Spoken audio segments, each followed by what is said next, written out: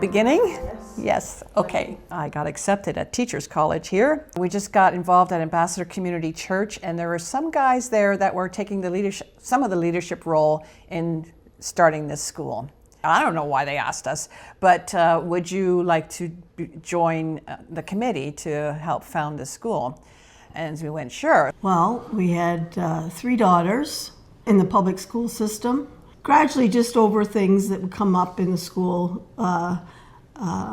talking to teachers and that. You could tell we're just on 2 different sides. We heard about a group that was getting together to talk about it. It was parents with the same ideas, concerns about the education system and putting their kids in it at that time, which was nothing like it is now. Yeah. We have a son. In 1984, he started school. At the end of that year, we were very dissatisfied with the public system. There was I'll call it a paper, that was delivered around called the Penny Saver. There was an ad that said if you're interested in Christian education for your children, to meet at that time it was Centennial High School. There was probably maybe 100 people or so gathered in the auditorium there, and it was explained to us what the dream was. And whatever it is, 6 months or whatever later, we miraculously started Maranatha Christian Academy. All summer was spent getting ready for the first day. A lot of physical work went into getting the school ready. Had to hire all the teachers and the principal and janitorial. Those first staff. teachers were like missionaries. Yeah. Because they weren't being paid what they could have got paid. Challenges, always the main one was financial. Other challenges were getting the school facility up to snuff. I can remember from those early days, we needed to pay back $25,000 or something like that. The bank loan, we just started asking people, hey, this is our problem, what can we do? And before the deadline hit, $26,500 came in. More than enough to cover what we needed. But we didn't know that that was coming. And it's like, whoa, God just provided. Another challenge was a building. It just happened to be that at 2600 Virginia Park, there was a building that Windsor Community Living was using, but no longer had a need for, so we rented that building from them. And then the other challenge that came up was transportation. How are we going to get the kids to the school? And so they had the genius idea of trying to get a school bus, and they got one. And the first day of school, they completely wrapped it in wrapping. But everybody kind of came and pitched in and did what we could. We did a lot of the fixing holes in the ceilings and walls and putting up blackboards and painting, all the painting that needed to be done. One by one and room by room. Looking back on it, it was a real humble beginning. But the Lord put all the right people in the right spot. People that donated their time and their work. And so when you're there the very first day, and you've actually got a school, a building, a physical building, and you got the students, you have enough students, parents that came together that were willing to take that step of faith. There were over 100 and some kids the first year, and it worked. It actually worked. 1985 was the first year start, September. It was amazing that it started in that short a period of time. How did we do this? April, you got May, June, July, August, and September, you're there. That's what kind of convinced us that, God's in this thing. I was the first board secretary, And the chairman was a fellow by the name of Alvin Rupke, who was just a fantastic leader. We did numerous fundraisers to make enough money. I never sold so many chocolates in all my life. They had hot dog days. I cooked hot dogs, drove on field trips, soup days. We sold chocolate-covered almonds, and oh boy, I found so many empty chocolate-covered almonds boxes under my daughter's bed that we had to make up the extra money for. If your kids are going to a Christian school, you're very involved. You are super involved. It's much different than sending a child to a public school where you just dump them off and that's it, you're done. It's not the case. Parents would say, well, you know, it's a lot of money. And I always remember the line this man said. He said, being a Christian isn't convenient.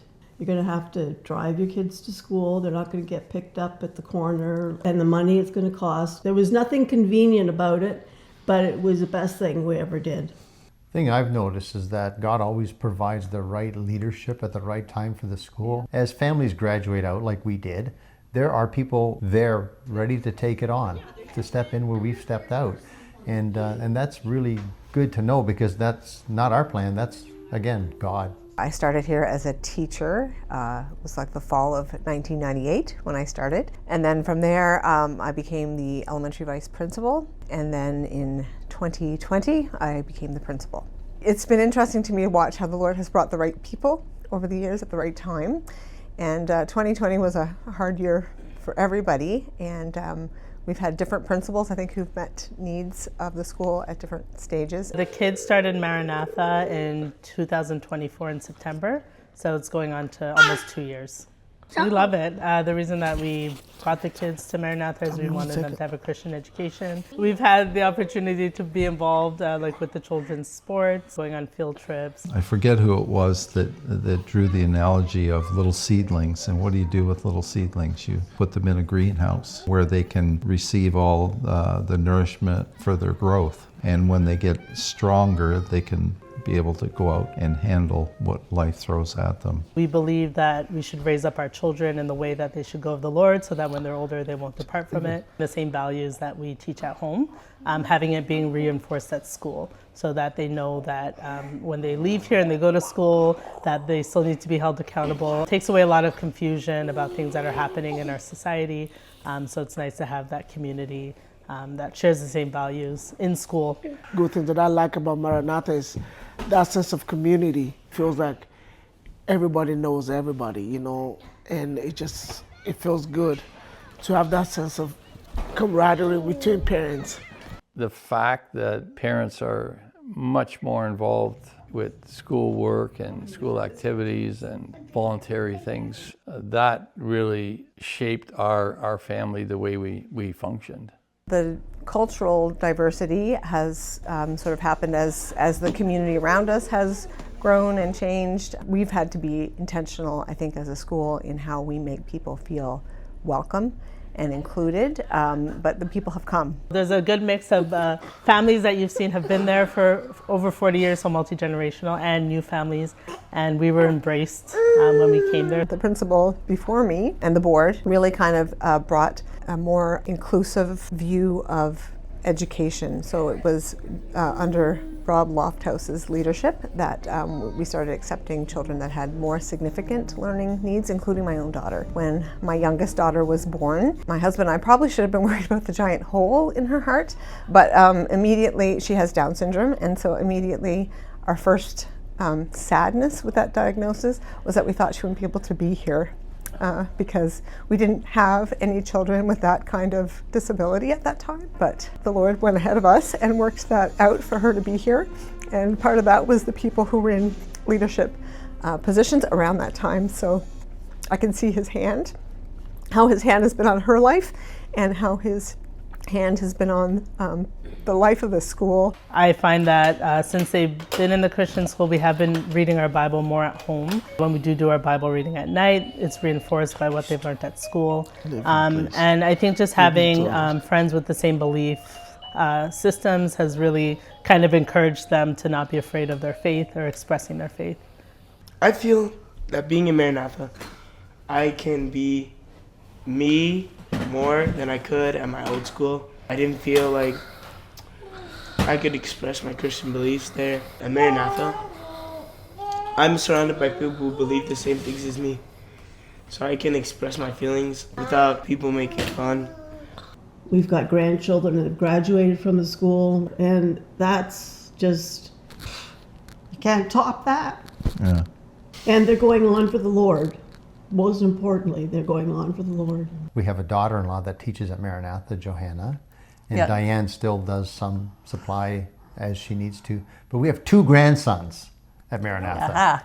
And that's really, really special. So it's exciting to see it carried on, the tradition passed along. It's always a great joy to meet up with an alumni. When you see them flourishing in life and still serving the Lord, that's just really rewarding. I look back and it's simply God was in it 40 years ago when it just happened to pick up a paper.